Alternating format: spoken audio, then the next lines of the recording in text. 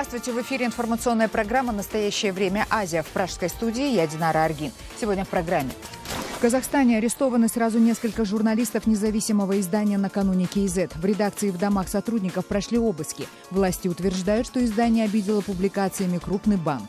Я думаю, что Казкоммерцбанку, вся ситуация с Казкоммерцбанком, это только повод.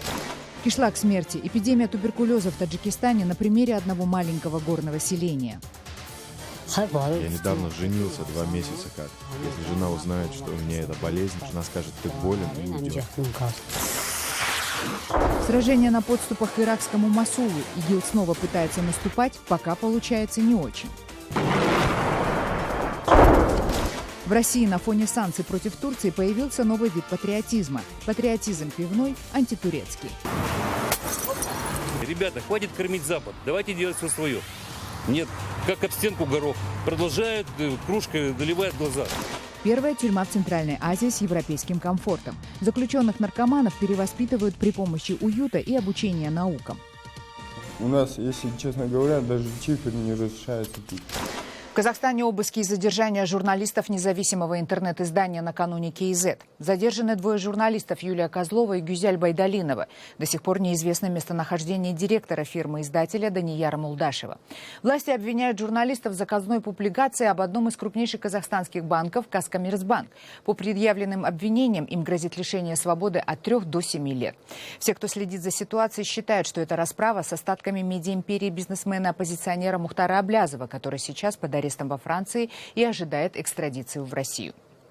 Рано утром в пятницу сотрудники полиции в штатском ворвались в офис редакции накануне КЗ. Они изъяли всю технику и электронные носители. Одновременно обыски прошли в квартирах журналистов Юлии Козловой и Гюзяль Байдалиновой, а также в квартире фрилансера Рафаэля Балгина. На момент выхода нашей программы Гюзяль Байдалинова была освобождена. Юлия Козлова и Рафаэль Балгин оставались в полиции. Вот что сказал адвокат по поводу обыска в редакции. Я сам лично следователя спросил, вы же должны перед тем, как обыскивать, предложить выдать то, что вы хотите найти. И вот она это предложила. Она сказала: да, незаконные предметы, какие наркотики, оружие, есть у вас там, но в самом опушном вид нет.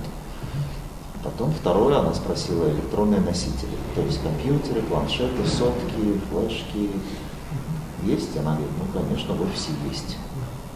Все, вот сейчас идет процесс, что она сама добровольно будет выдавать все эти, все, что там видно, вот она будет отдавать. А потом, видимо, будут искать. Сейчас едем в ДВД, после ДВД прокомментирую. Это дом, где проживает Гюзяль Байдалинова. Вы видите, как она после обыска в сопровождении своего адвоката и полицейского в штатском направляется на допрос в Департамент внутренних дел. Журналисты, у которых был произведен обыск, являются бывшими сотрудниками издания «Республика. Деловое обозрение». В 2012 году его веб-сайт и приложения, всего около 30 оппозиционных СМИ, были запрещены казахстанским судом. Власти объединили эти масс-медиа под общим названием «Единая СМИ. Республика» и объявили их экстремистскими. Как считает руководитель Международного фонда защиты свободы слова Адильсөз Тамара Калеева, именно это и стало причиной предъявленных журналистам обвинений.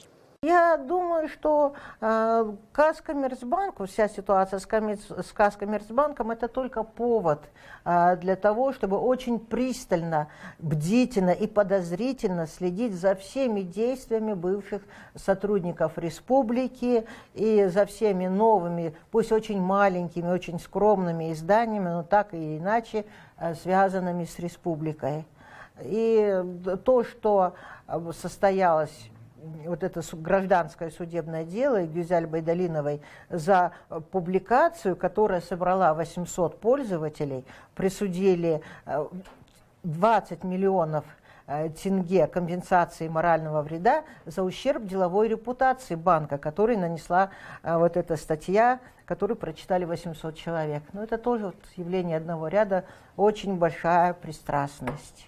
Добавим, что держателем контрольного пакета акций Казкоммерцбанка, в клевете на которой обвиняют журналистов, осенью этого года стал казахстанский бизнесмен Кенес Ракишев. Он входит в число самых богатых людей республики и является зятем министра обороны Казахстана, который, в свою очередь, входит в ближайшее окружение президента республики. В Конгресс США внесен законопроект о введении санкций против членов правительства Азербайджана. Ирана. Данный законопроект подготовлен главой правительственной Хельсинской комиссии конгрессменом Крисом Смитом. Накануне в Конгрессе США прошли слушания, посвященные незаконному аресту азербайджанской журналистки Хадиджи Исмаиловой, осужденной на 7 лет тюрьмы. Журналисты и правозащитники требуют от Соединенных Штатов принять немедленные меры к ее освобождению. Целый ряд видных правозащитников был приглашен в здание Конгресса США для дачи свидетельских показаний по делу журналистки Хадиджи Исмаиловой и других ее азербайджанских коллег, подвергающихся гонениям на родине. Выступавшие напомнили, что аресту Исмаиловой предшествовали публикации в прессе ее статей о коррупции в высших эшелонах власти и о капиталах, которые семья азербайджанского президента Алиева держит в ведущих индустриях страны и в недвижимости за рубежом.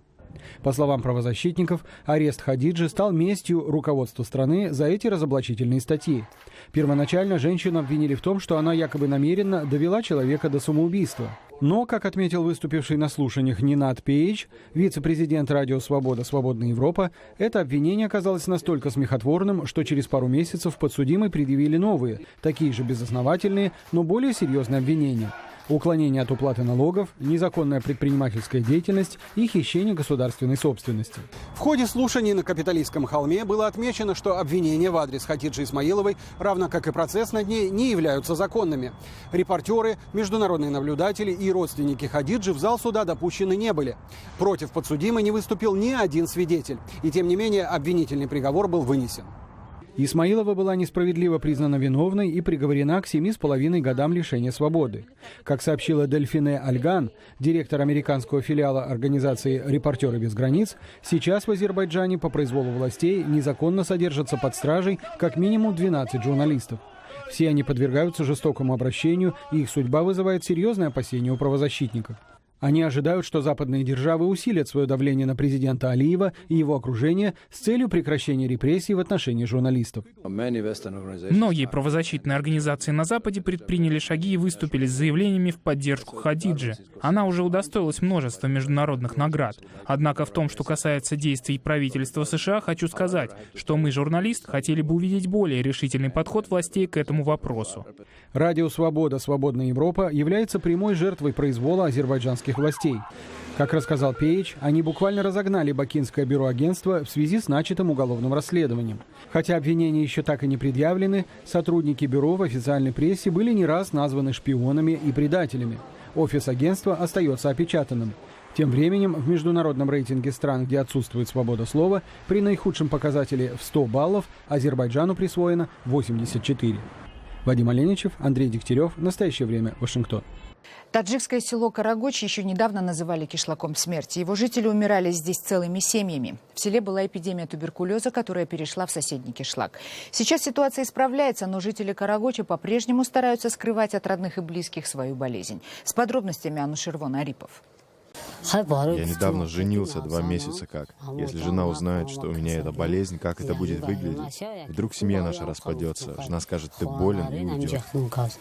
Рустам с прошлого года болеет туберкулезом, но скрывает это от знакомых, соседей и своей семьи. Даже название болезни не хочет произносить вслух. Недолго поговорить со съемочной группой согласился только с условием, что беседа будет проходить на другом конце кишлака. Холодные дни много гулял, правая сторона груди начала болеть. Как добрался до райцентра, сделал рентген. Сейчас лечусь. Регулярно принимаю препараты.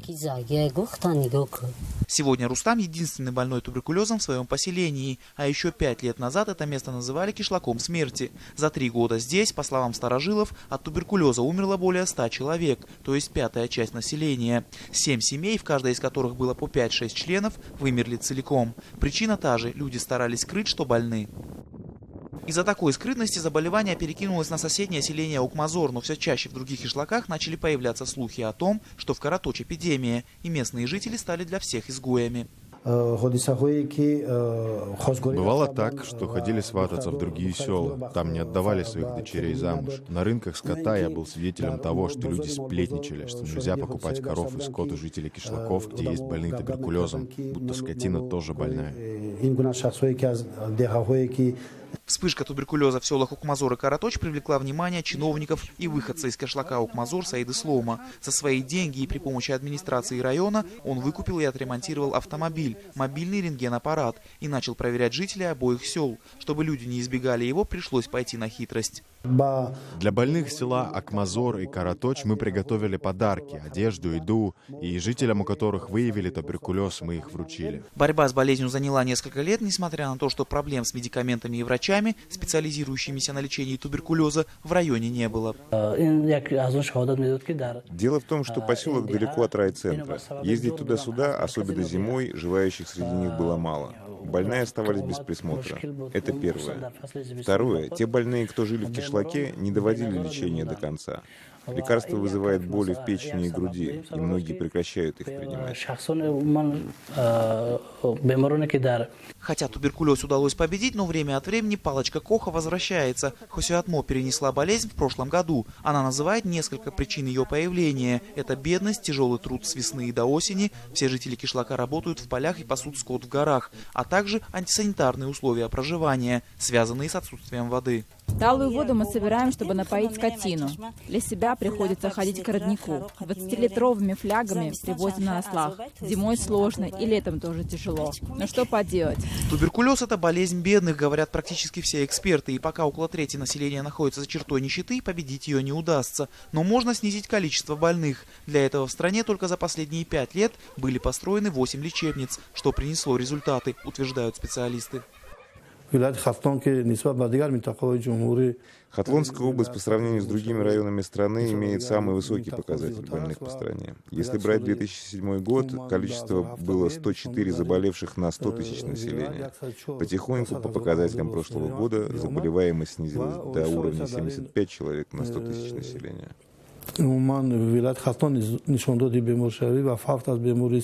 Помимо представителей бедных слоев населения, в группу риска входят родственники уже заболевших людей, трудовые мигранты, заключенные тюрем и наркоманы. Если раньше всего из вновь зарегистрированных больных большинство были родственники одного туберкулезника, то теперь в основном это трудовые мигранты. Только если брать 2014 год, то из 5017 человек 927, то есть 18% трудовые мигранты. Ближе к концу этого месяца в Таджикистане будет принята программа по борьбе с туберкулезом на ближайшие 5 лет. В нее входят и планы по строительству новых медицинских центров, закупка оборудования, медикаментов и просветительная работа. Медики и специалисты считают, что если программа будет реализована в полной мере, то это поможет снизить уровень заболевания на 40-50%. Анушер Волнарипов, Насим Исамов. Настоящее время. Таджикистан. Жители Алма-Аты неожиданно выстроились в огромные очереди за кофе. В городе открылась кофейня Starbucks. Первым посетителям обещали подарить фирменные чашки и бесплатно угостить кофе. Это вызвало небывалый ажиотаж. Люди занимали очередь за несколько часов до открытия. Те, кому не достались в подарок фирменные чашки, просили написать их имена на бумажных фирменных стаканчиках, как это обычно делают при заказе напитков. Ажиотаж, который вызвало открытие Starbucks в Алма-Аты, пользователи соцсетей уже сравнили с открытием Макдональдса в Москве в 1990 году, когда люди стояли в очереди сутками, чтобы купить обычный американский гамбургер. Далее в программе. Сражение на подступах к иракскому Мосулу. ИГИЛ снова пытается наступать, пока получается не очень. В России на фоне санкций против Турции появился новый вид патриотизма. Патриотизм пивной, антитурецкий. Ребята, хватит кормить Запад. Давайте делать все свое. Нет, как об стенку горох. Продолжают, кружкой заливают глаза. Первая тюрьма в Центральной Азии с европейским комфортом. Заключенных наркоманов перевоспитывают при помощи уюта и обучения наукам. У нас, если честно говоря, даже чифер не разрешается пить. Россия, возможно, снова стягивает тяжелую технику и войска к украинской границе. Это видео получено нашей программой из западной части Ростова-на-Дону. Состав с танками направляется в сторону российско-украинской границы, до которой чуть более 100 километров. Начиная с весны прошлого года, ростовчане не раз размещали в соцсетях видео и фотографии многочисленных колонн военной техники, которая направлялась в сторону украинской границы. Как отмечают местные жители, с весны нынешнего года этот поток значительно сократился. Танки на тягачах, бронетранспортеры и военные КАМАЗы все реже появлялись на дорогах региона. Однако, как сообщают наши источники в области, буквально последние несколько дней ситуация изменилась, и в сторону Запада вновь потянулись эшелоны военной техники. Агентство Рейтер со ссылкой на высокопоставленного западного дипломата сообщило, что Россия смягчила свою позицию в отношении незаменимости сирийского президента Башара Асада. В частности, как утверждает Рейтер, россияне готовы на уход Асада в конце так называемого переходного периода после окончания боевых действий. Но пока они не готовы заявить об этом публично. Напомним, что западные страны в категоричной форме требовали немедленного ухода Асада от власти, но также смягчили свою позицию. Башару Асаду Запад предъявляет претензии в целенаправленном истреблении собственного народа. Это свежие фотографии агентства Рейтер, на которых, как утверждается, жертвы очередной бомбардировки сирийских ВВС пригородов Дамаска. Именно такие публикации вызывают наибольшее неприятие фигуры Асада в западных странах. Тем временем в Северном Ираке боевики Исламского государства предприняли попытку контрнаступления против курдского ополчения в окрестностях города Мосул. Это первое наступление исламистов за последние несколько месяцев, в течение которых они терпели постоянные поражения и теряли территории. Отчаянная атака на позиции курдов, почти окруживших Мосул, военные аналитики связывают как с желанием продемонстрировать все еще имеющиеся возможности Исламского государства, так и попыткой разблокировать ключевой для ИГИЛ город.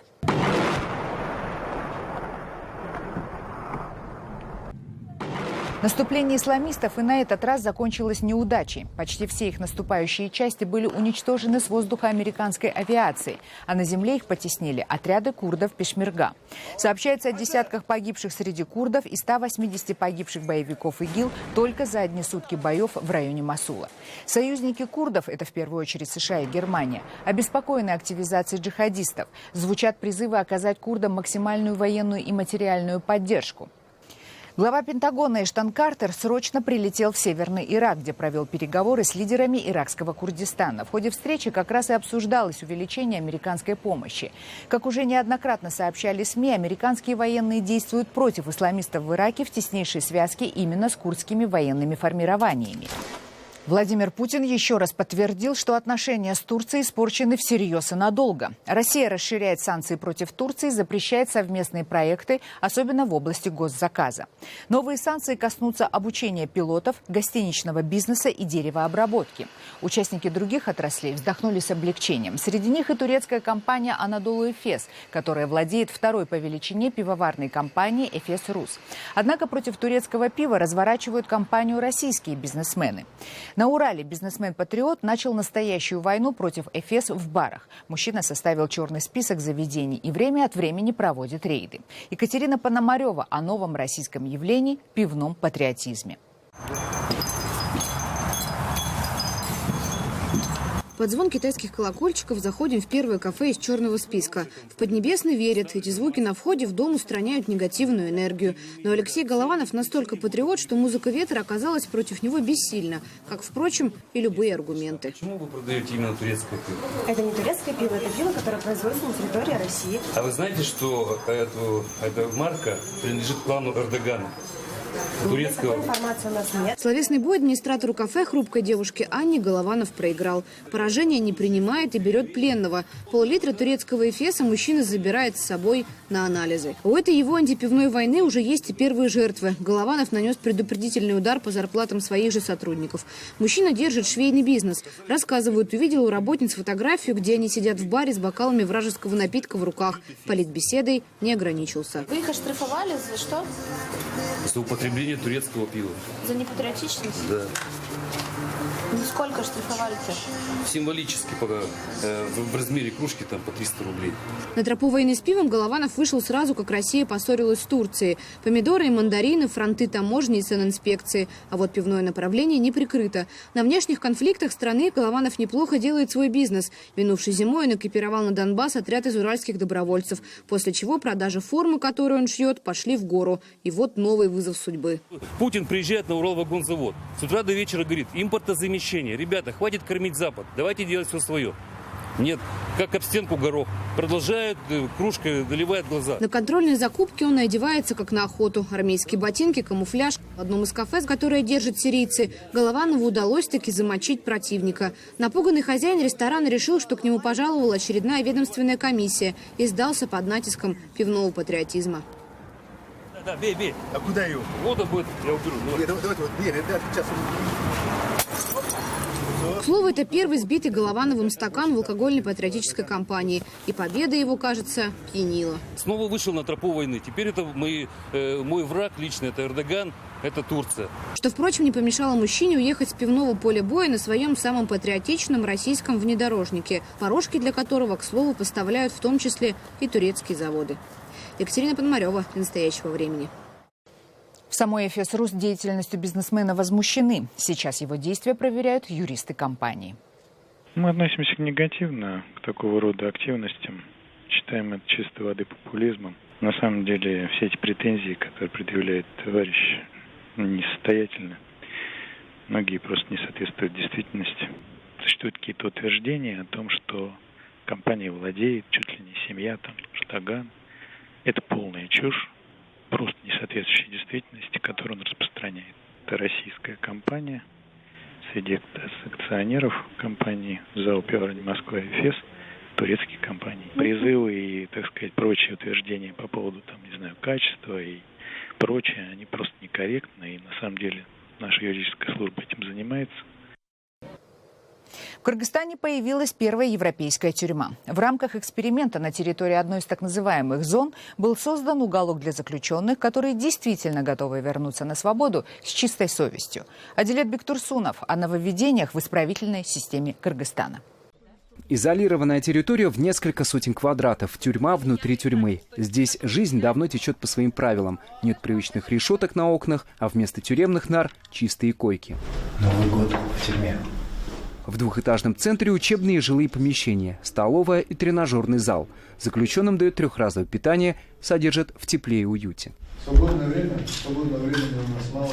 В чистой зоне содержатся заключенные, полностью отрекшиеся от наркотиков. Сейчас их 60, но центр может вместить 100 таких узников. Частота и периодичность этого употребления человеку уже зависим от этого. Особенности лечения – стрессовая терапия. Для начала подавляют ломку, затем психологическими упражнениями выбивают героин из головы. Нету никаких таблеток, там, заместителей, там, наркотических препаратов. У нас, если честно говоря, даже чифер не разрешается пить. То есть чифер, он содержит какую-то маленькую дозу наркотика. Владимир отбывает срок за разбойный грабеж. Наркоман со стажем теперь в завязке и уже 1,5 года воздерживается от искушения вновь уколоться. То есть я поставил цель не употреблять. То есть там как получится уже.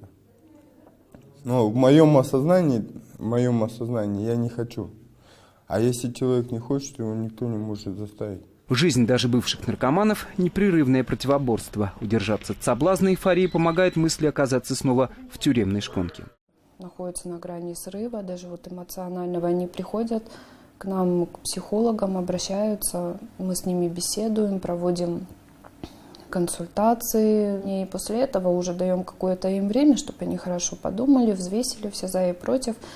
И в дальнейшем уже их поведение становится более таким корректным. Здешние арестанты получают не только лечебно-психологические курсы, но и профессию. Пока выбор небольшой. Обучают плотников, парикмахеров, работают за компьютером, социализируются. Чисто учимся вот в программе Word, писать, чтобы без ошибок. В чистой зоне заключенный отбывает свои сроки в полной изоляции от искушения вновь пристраститься к наркотикам. За 5 лет в центре излечились и вышли на свободу порядка 15 человек. Адилет Бектурсунов, Азат Нтымаков. Настоящее время, Кыргызстан. Это были все новости, о которых мы хотели вам рассказать. Читайте нас в социальных сетях и смотрите на сайте karenTime.tv. Всего доброго, до свидания.